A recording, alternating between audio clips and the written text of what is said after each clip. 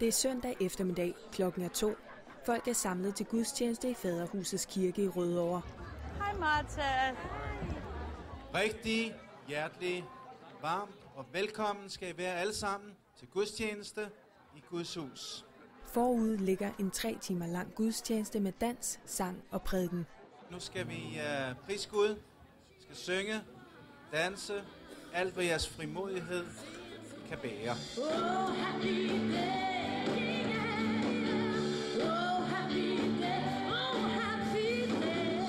Gudstjenesten er i gang. Ruth Evensen leder sammen med blandt andre sin mand Knut den kristne frikirke Faderhuset.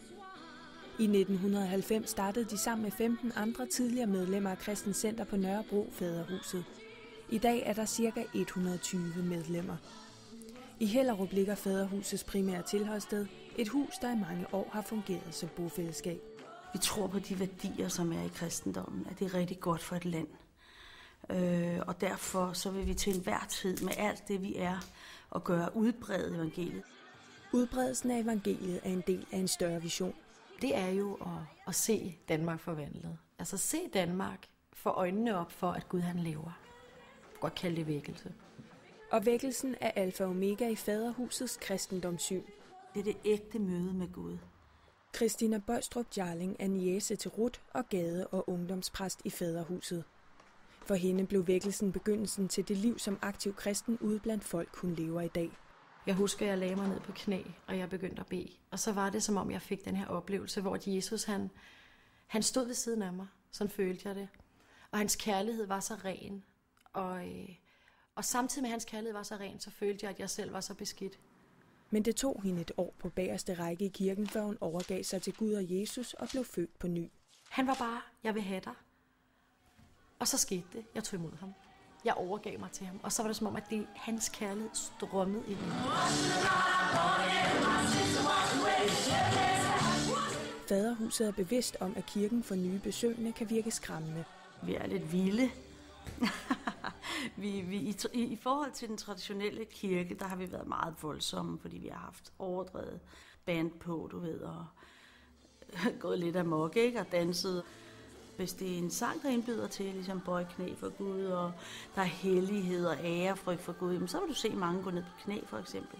Det var meget tiltrækkende for mig med den musik, de havde. Det var sådan det, der gjorde stort indtryk på mig. Jeg husker, at jeg sad på bagerste række, og hver gang de begyndte at spille de her sange, så var der et eller andet, der skete inden i mig, og jeg nogle gange begyndte tårerne og trille ned i kinderne på mig. Den utraditionelle og vilde form har været en af årsagerne til, at Faderhuset blev kaldt en religiøs sekt af tidligere medlemmer. Men det er ikke noget, der får Faderhuset til at ændre sti. Det trækker jeg på smilebåndet af, fordi det er simpelthen Danmarks lille forståelse. Og hvis vi så var en sekt, jamen, så vil jeg gerne være med i den. Altså. De beskyldninger er ikke det eneste, der har bragt Faderhuset i søgelyset.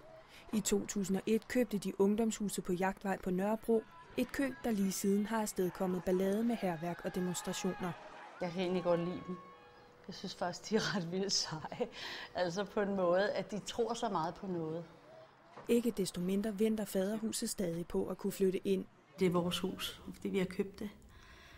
Og det er på Nørrebro, det er et fedt sted, og vi har masser af idéer, vi kan udføre der, ikke?